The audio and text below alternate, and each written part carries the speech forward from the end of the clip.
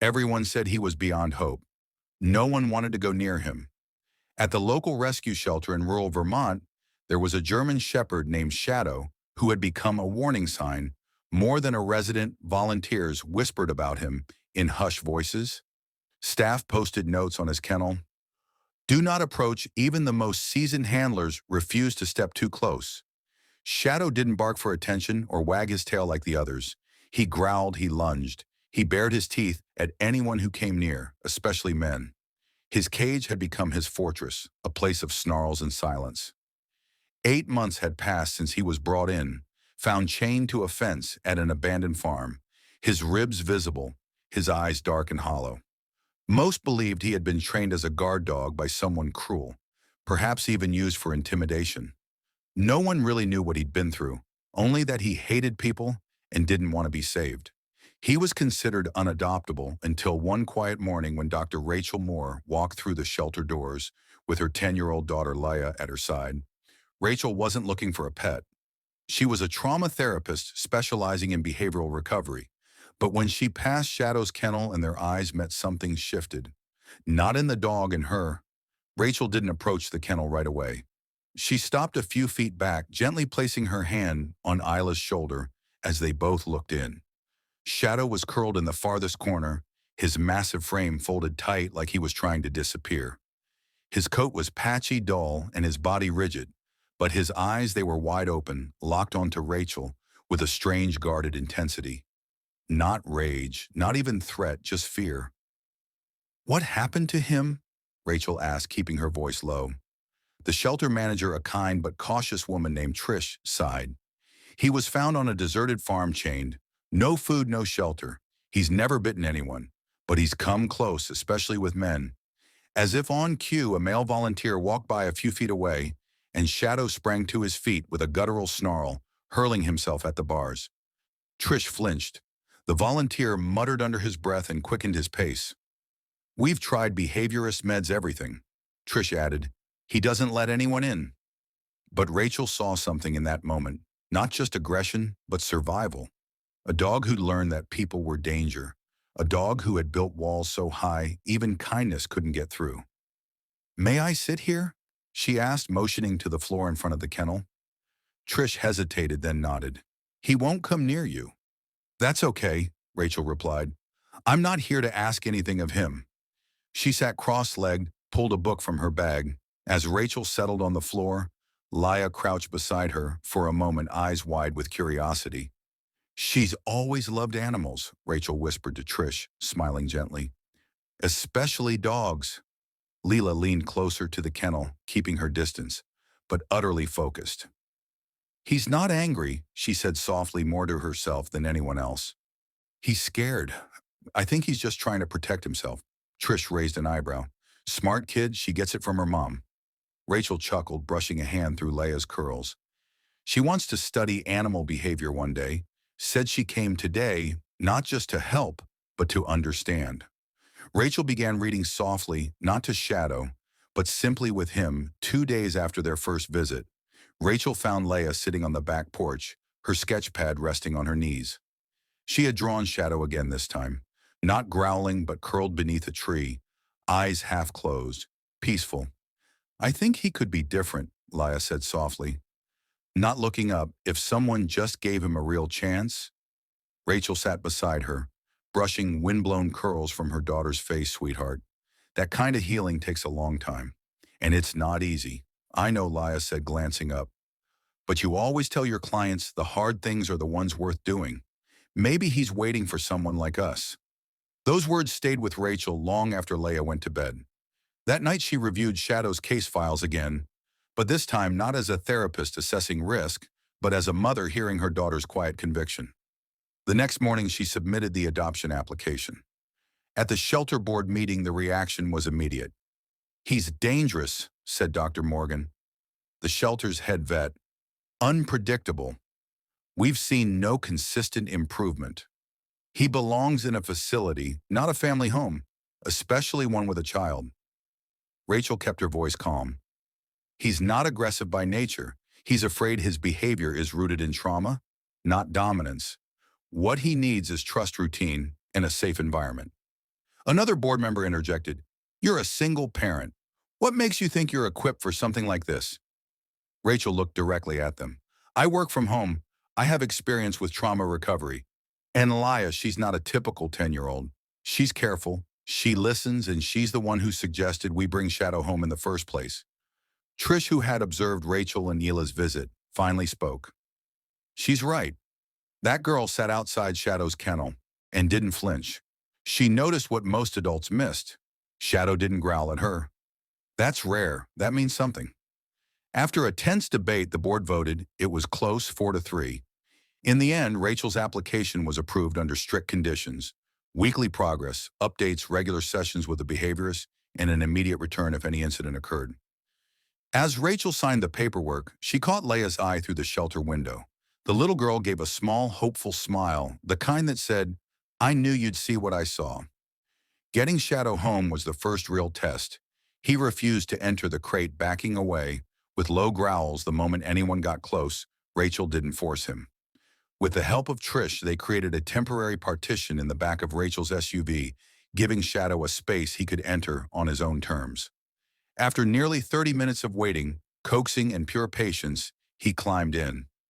Leia had come along for the pickup, sitting quietly on the curb while the adults worked.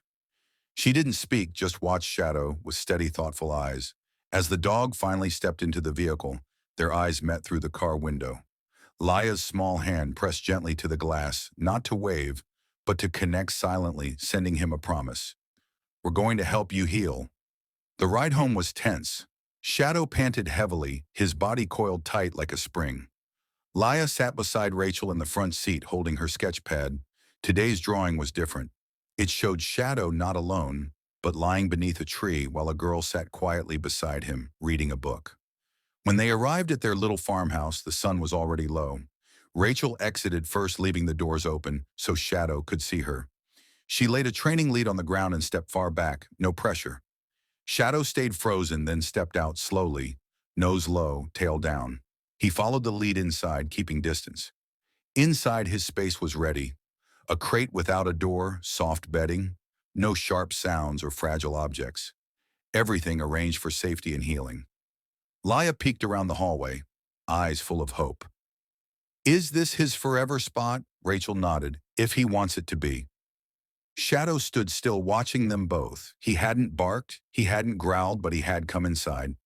And Leela believed, truly believed, that maybe, just maybe, he was ready to begin again. Progress came in whispers, not shouts. During the first week, Shadow wouldn't eat unless Rachel and Leia left the room.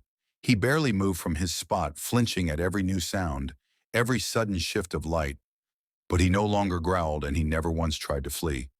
Each morning, Leia would quietly place a fresh bowl of food near his crate, then leave a small drawing beside it, a sun, a heart, a dog with wide eyes. "So he knows he's not alone," she told Rachel with quiet determination. One afternoon, Leia asked, "Why does he stare at me but not come close?" Rachel sat beside her on the floor. "That's not anger, Leia. That's caution. He's watching to see if we're safe. His world used to be full of danger. He's learning slowly that we're different." "But I love him," Leia whispered. "I know, and loving him means moving at his pace, not ours," Rachel said gently. "Watch his ears, his tail, how he shifts his weight. These are his words. He's telling us when he's scared or when he's curious." Leela nodded seriously, absorbing every word. By week 2, Shadow began eating while they were still in the room, as long as they kept their distance. He slept more deeply, no longer resting with one eye half open. The tight coil of anxiety that once ruled him began to ease. Then came the night that changed everything. Rachel had just finished reading aloud, sitting cross-legged on the floor. Leia was upstairs doing homework. Shadow suddenly stood and began to pace. Wide, anxious circles across the living room. Rachel recognized the signs: restlessness, discomfort, fear of need. When he moved toward the back door, Rachel rose slowly and reached for the handle. Shadow lunged. The growl was deep, sharp, his body tense, mouth open. Rachel froze, but he didn't bite. Instead, he rushed past her and out into the yard, circling once before squatting. And she understood he hadn't known how to ask. Her sudden movement scared him, but he hadn't attacked. He'd chosen control. That night, Leia helped hang a little bell on a ribbon by the door. "We'll teach him how to ask," she said. Rachel smiled, hand brushing her daughter's shoulder. "And we'll teach you how to listen." It happened late on a Saturday afternoon. Rachel was in the kitchen preparing dinner. Leia sat cross-legged on the floor nearby, humming as she colored in a picture of Shadow under a snowy tree. Outside, the wind picked up, rattling the windows. A delivery truck pulled into their long gravel driveway. Before either of them could react, there was a loud knock at the front door. Then the rattle of the handle. Shadow launched from his corner like a bullet. He didn't bark at first, just moved fast, direct, and for the first time not away from danger but toward it. He planted himself between Rachel and the front door body. Rigid head, low hackles raised.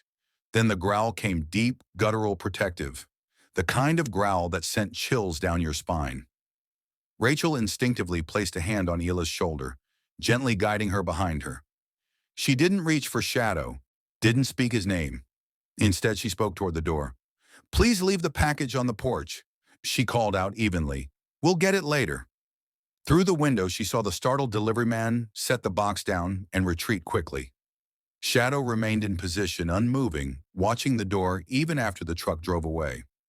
Only when the wind had settled and the silence returned did Shadow slowly lower his body, ears still alert, chest still rising fast. "Thank you," Rachel said softly, not daring to touch him. "You were protecting us, weren't you?" Isla stepped forward slowly, kneeling a safe distance away. "He didn't just get scared," she whispered. "He stood his ground." Rachel met her eyes. "That's trust, Leia. Not perfect yet, but it's beginning." Shadow didn't return to his corner that night. Instead, he lay by the front door, the quiet guardian who had finally decided they were his to protect. By mid-winter, a quiet rhythm had settled into their home. Each morning, Rachel and Leia moved gently around Shadow's world, not in control of it, but part of it.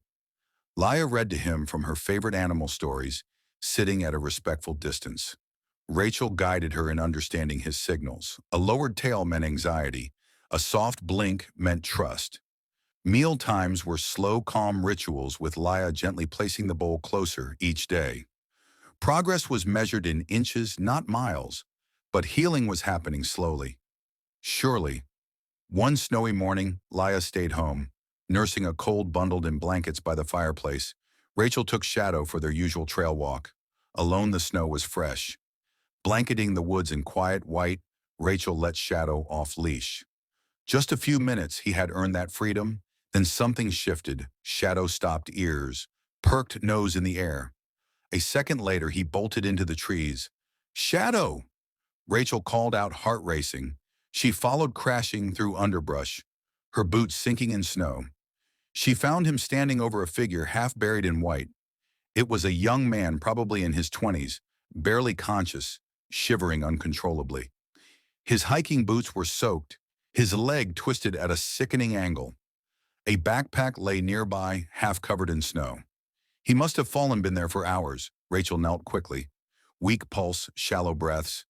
Shadow didn't retreat or bark. He stayed beside the man, tail stiff but not tucked, occasionally nudging the man's arm with his nose as if checking on him. Rachel called 911, gave their location.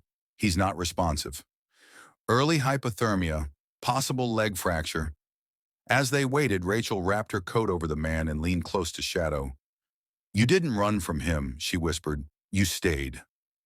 When the rescue team, all men, arrived, Shadow tensed. His body stiffened, but he didn't lunge. No snarling, just a low growl, quickly silenced by Rachel's calm presence beside him. "It's okay," she told him. "They're here to help." Shadow stood firm by her side, breathing hard but steady. That night back home, Leia listened in awe as Rachel described what had happened. She looked down at her, drawing a sketch of Shadow standing tall beside a fallen hiker, and smiled. "Mom," she said softly, "he didn't just change, he chose to." The snowstorm hit just days after the rescue. Power lines went down across the valley. The house grew colder with each passing hour. Rachel lit a fire in the living room, while Leia helped gather blankets and cushions, building a nest near the fireplace. Shadow paced nervously, at first unsettled by the flickering light and the change in routine. "We'll be okay, buddy." Rachel said softly. It's just one cold night.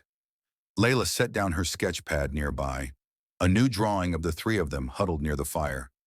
He can sleep close to us, she whispered, if he wants to. Shadow didn't approach at first. He settled in his usual spot just out of reach, just within sight. But sometime around 3 a.m., Rachel stirred from half-leap to find Shadow had moved. He now lay curled beside Leia, not touching, but near enough for warmth to pass between them. Rachel didn't say a word. She didn't reach out. She simply added another log to the fire and whispered, "Good night, brave boy." When morning came, the house was still cold, but something inside it had changed. Shadow no longer slept in the far corner. That day he followed Rachel from room to room, still cautious but close. He brushed past her leg in the hallway, paused longer beside Leia's chair. That night as Rachel worked at her desk, Shadow approached. He sat beside her quietly, then leaned just slightly until his head rested gently against her knee. Rachel froze. Then slowly she moved her hand just an inch, not forcing, not leading, and rested it atop his head. Shadow stayed, and in that moment the distance between fear and trust disappeared. Spring came with a letter. The shelter board officially ended their monitoring,